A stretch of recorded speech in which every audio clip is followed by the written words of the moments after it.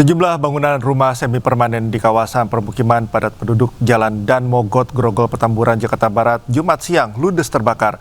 Diduga kebakaran dipicu akibat korsleting listrik yang bersumber dari salah satu rumah warga. Kena Pas semua. polsek itu pas polsek dikit lagi. Kena semua itu. Kobaran api dengan cepat menghanguskan sekitar 7 bangunan rumah semi permanen di Jalan Daan Mogot, Kecamatan Grogol, Petamburan, Jakarta Barat. Banyaknya material mudah terbakar dan rumah yang berdempetan membuat api dengan cepat melahap seluruh bangunan.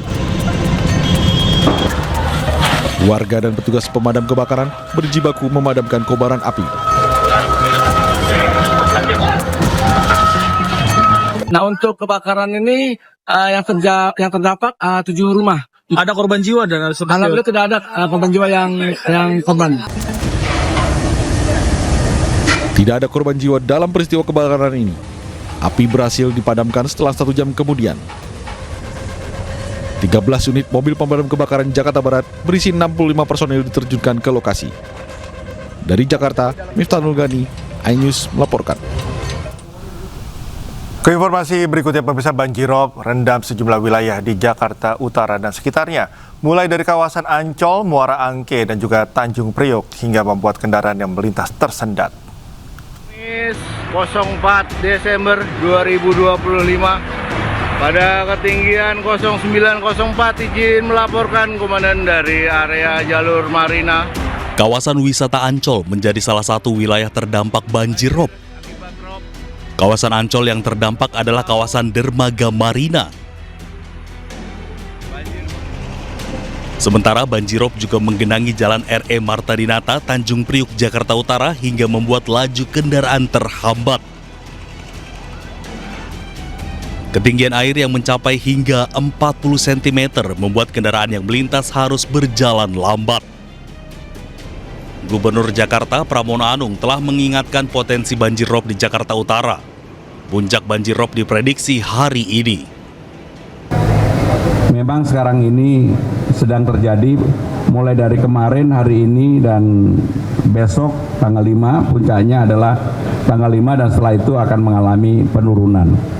Maka dengan demikian sekali lagi kami juga menyampaikan terima kasih kepada BMKG yang telah memberikan informasi yang sangat presisi, sehingga dengan demikian penanganan kami di lapangan relatif sudah berjalan. Dari kemarin saya sudah menyampaikan ini, dan termasuk kenapa kemarin kita mengadakan apa yang disebut dengan town hall meeting dengan camat dan lurah, dan kami sudah menginstruksikan tentang penanganan yang harus dilakukan di lapangan. Banjirop yang dipicu pasang air laut puncaknya berlangsung hari ini hingga diperkirakan ketinggian banjir bisa bertambah. Pemirsa, keributan antara pengemudi ojek online dengan sejumlah pengemudi ojek pangkalan terjadi di depan stasiun Duri Tambora, Jakarta Barat. 2 pengemudi ojek pangkalan melakukan pemukulan terhadap pengemudi ojek online.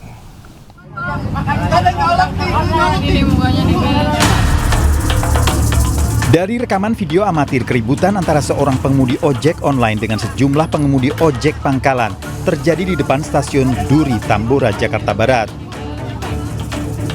Pengemudi ojek online ini mendapat pukulan oleh sejumlah pengemudi ojek pangkalan. Sementara seorang wanita yang merupakan penumpang ojek online berusaha menenangkan pengemudi ojek pangkalan. 2 pengemudi ojek pangkalan yang melakukan tindakan pemukulan ditangkap tim unit reskrim Polsek Tambora. Keributan antara pengemudi ojek online dengan sejumlah pengemudi ojek pangkalan hanya dipicu kesalahpahaman mengenai aturan penjemputan penumpang. Jadi ketika ada ojek online ingin mengangkut penumpang, lalu terjadi kesalahpahaman antara ojek pangkalan, sehingga terjadi pemukulan seperti di video tersebut. Untuk pelaku sudah diamankan? Untuk pelaku saat ini sudah kami amankan 2 orang di Polsek Tambora. Setelah dilakukan mediasi, kedua belah pihak antara pengemudi ojek online dengan ojek pangkalan berujung damai. Dari Jakarta, Miftahul Gani, iNews melaporkan. Sebuah video viral di media sosial memperlihatkan seorang ayah cekcok dengan anak tirinya di Kabupaten Bogor, Jawa Barat. Cekcok bermula saat sang ayah menyuruh anak tirinya membeli air galon.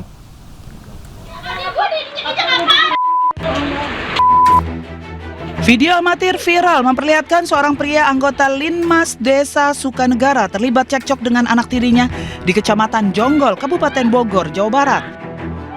Cekcok bermula saat ayah menyampaikan pesan melalui istrinya untuk menyuruh anak tirinya membeli air galon.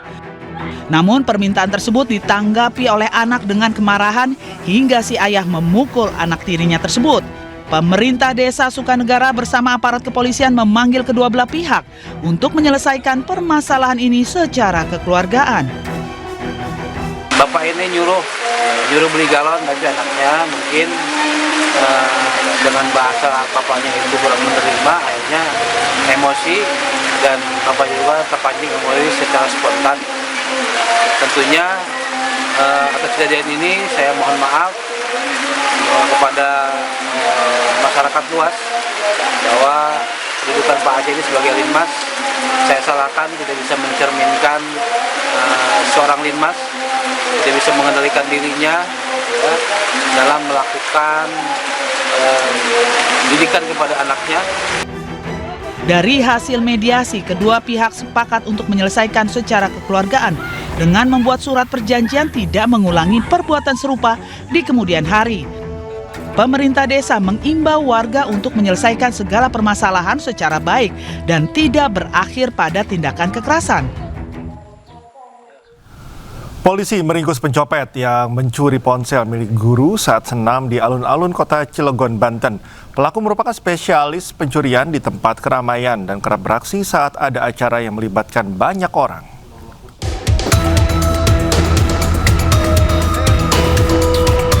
Pencopet ponsel nyaris babak belur dihajar massa setelah kedapatan mencuri ponsel milik dua orang guru yang sedang mengikuti acara senam bersama di alun-alun kota Cilegon, Banten.